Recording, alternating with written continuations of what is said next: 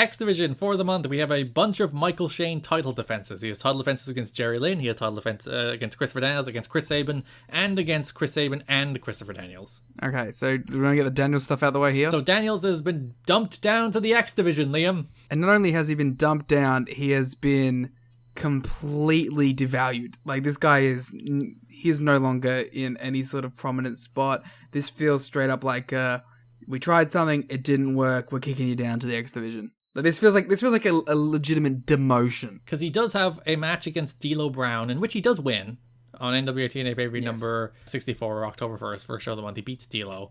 So there is a little bit of, like, he's still beating one of the quote-unquote main event heavyweight guys, I guess. Well, D'Lo's not a main eventer anymore. He's very much been dumped down into the mid-card. But then he is demoted to the X Division, and it's not even like, you know what, we'll give him an X Division title run. He goes in and he just loses. He's putting people over. He's been put in the X Division to lose the people. I had some hope for it at the start, because in the Kaz match, I had the note of, nice seeing Daniels back in the X Division. I wonder if this is an admission of failure to his earlier push against Jarrett. And as I would learn later on, yes it is.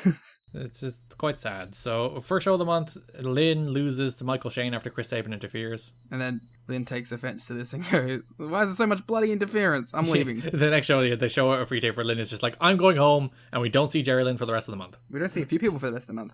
AAA owner Antonio Pena was presented before the match. He had the X Division title. There's a fun note. AAA promoter Antonio Pena and Conan were in the same locker room for the first time since they bitterly broke off their business relationship several years ago. Vampiro, also a former enemy of Conan, was said to be instrumental in bringing the two back together. I wonder. Then Conan wasn't around for the rest of the month, so. Well, he did some stuff. He's probably still doing commentary. And right? the more interesting note, Antonio Pena during this match went on commentary with Conan, which I kind of would like to hear that Spanish commentary to see where they're like sniping at each other. If we can understand. Yes, that's true. I don't speak Spanish. Someone translate the NWA-TNA pay-per-view number 64 Spanish commentary for me, please. Thank you. If you can find it. But Chris Sabin made clear during the match he would put his Super X Cup trophy on the line in exchange for an X Division title shot against Michael Shane, which he did, and then he lost. Yeah, Michael Shane won the Super X Cup. So he is officially canonical winner of the first Super X Cup, I guess. Congrats. He won with a handful of trunks. Won the first Ultimate X, and now this. He is Super X Cup winner. It's true. Well done. On that same show, Daniels faced Kazarian as Bad Influence explodes. Oh, I didn't even realize that, but yeah. Kaz's been thoroughly downcycled even further than Daniels. That was a good little match. Because this is Kaz's only appearance this month, isn't it? So yeah, there's a lot of people who only have like one show up for one show this month. Which is weird because there's like 5 shows. I think this would be the opportunity to have a bunch of people in 1 month. This was a weird one. So Daniel's followers help him win successfully. He wins due to interference due to his 3 little goons. And then he's given out to him and chastising them after the match saying, I need my brothers, I don't need you. I guess he feels weak. But like, the following week he challenges Michael Shane for the X Division title, and the finish of that match is one of his goons tries to interfere on his behalf. He's accidentally sent into the X Division title, and then Shane wins. It's like, surely that's the moment where he's like, I'm done with my follower goons because they just cost me the X Division title. I think it's a bit of both. I don't know. It's a growing issue. It feels like they did that promo at the wrong time. Also, like, there's no follow-up on this. This happens on October 8th. There's 3 more shows this month where there is no follow-up on Daniels getting his brothers. He's trying to track down Loki. He's like, Loki, you still in Japan? Where's Skipper? What's Skipper doing? Yeah, I don't know, man. Maybe he's in Japan too, because he does work all Japan. Yeah, maybe they're all going to Japan. Daniel's working 0-1. We're taking our Japan tours. Daniels, you can stay in TNA. And Daniel's like, I'm going to go beat Curry, man, now. I forgot to mention my favorite Michael Shane promo this month, where he's talking about how, like, Shawn Michaels hasn't won Ultimate X. Shawn Michaels hasn't won any X Division title. Soon, Shawn Michaels will be known as Michael Shane's cousin. He's not wrong. He was listening to our podcast bit. We did that exact bit. Mm-hmm. He's a big fan of You've Got to Be Kidding Me. Who isn't? So Shane retains against Daniels. After the match, Shane tries to beat down Daniels further until Chris Sabin makes the save. Babyface Sabin now? Kind of? I don't know. He also disappears, so... I guess... No, he doesn't. He's in the freaking X title match in the last show of the month. Is Yeah, he? there's a 3-way. Or no, it's not the last show of the month. It's the second last show of the month. But yeah, there's a 3-way between him. He doesn't disappear at all. He just wasn't on the last show. Yeah, he misses one show and Liam forgets about him. Yeah. Maybe they are like, Daniels is a heel, Shane's a heel, so do we have to turn... And we've turned Frankie as well. Frankie is kind of a heel. even though he works as a babyface, even though his character is that he's a ladies' man who's distracted by women. So is he a heel? Who knows? But so maybe they're like, we need a babyface in this division, so we have to turn Sabin. He couldn't have been at the Halloween show. He would have been very distracted. Why? Because the girls wore the costumes. Oh, right. I thought you were talking about Sabin. Yeah. I mean, maybe he would have been distracted as well. So that sets up a 3-way match between Sabin, Daniels, and Michael Shane, which might have been the best match of the month, actually. The best TNA 3-way of all time. No, that's probably still Styles, Raven, Jarrett. Like, even up to this period, it's not the best TNA 3-way of all time.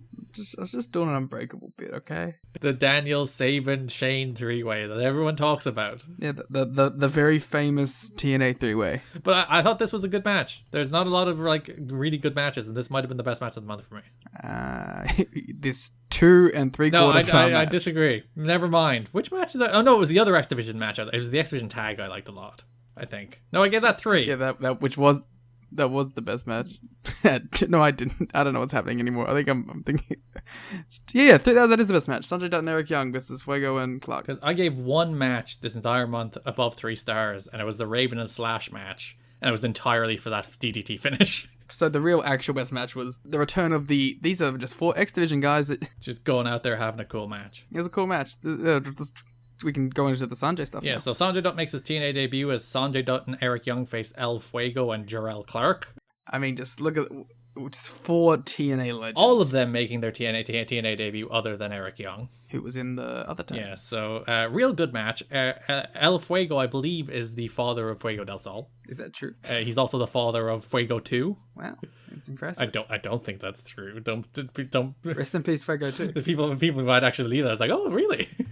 This is good to see this X Division introduction style match again. They're great. Young did his double DVD, which is really cool. And I gotta admit, EY already feels TV ready. Yeah, he's a guy who has just that natural charisma, doesn't he? Yeah, he's ready to be on television at this point. Jarrell Clark gets a cool 630. As he's known to do. He is Mr. 630. It is his name. So I don't have much to talk about Sanjay in this match or the next match, but I have a lot to say about Sanjay in the last match of the month. So yeah, Sanjay, I did like that Mike Tenay and Don West made a point on commentary to say that, like, most people that start in TNA get like a tryout and explosion and then work their way up. It's like, no, this guy came straight down to the pay-per-view because we're so impressed with them.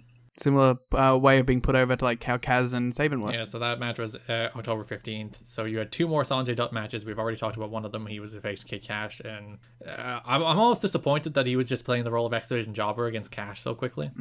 But then he faced Michael Shane in a match that Shane's advisor told him to make non-title. Yeah. Okay, so I just want to talk about this match real quick. Sanjay got like 75% of the offense here. This was a showcase for Sanjay Dutt. And rightfully so. Yeah, and he was really good here, really impressive. Did a lot of really impressive flippity flaps. Michael Shane just kind of caught him at the end and won. But yeah, the match itself, not that much to note about, but I just thought it was interesting that this was like, hey, Sanjay Dutt showcase against the ex-champion. Yeah, and Michael Shane has come up with this elaborate concoction to crown a new contender, which they went through. It happens over November, so we'll talk about it then. I am so confused by it. So. There's like a tournament, and there's eliminations, and it ends in the 3-way, and one person goes through to the final. I don't know. There was a bunch of rules. I didn't even include it in the notes because I didn't want to talk about it because it doesn't happen till November. So yeah, a pretty middle of the road X Division month with a couple of good matches, but nothing special.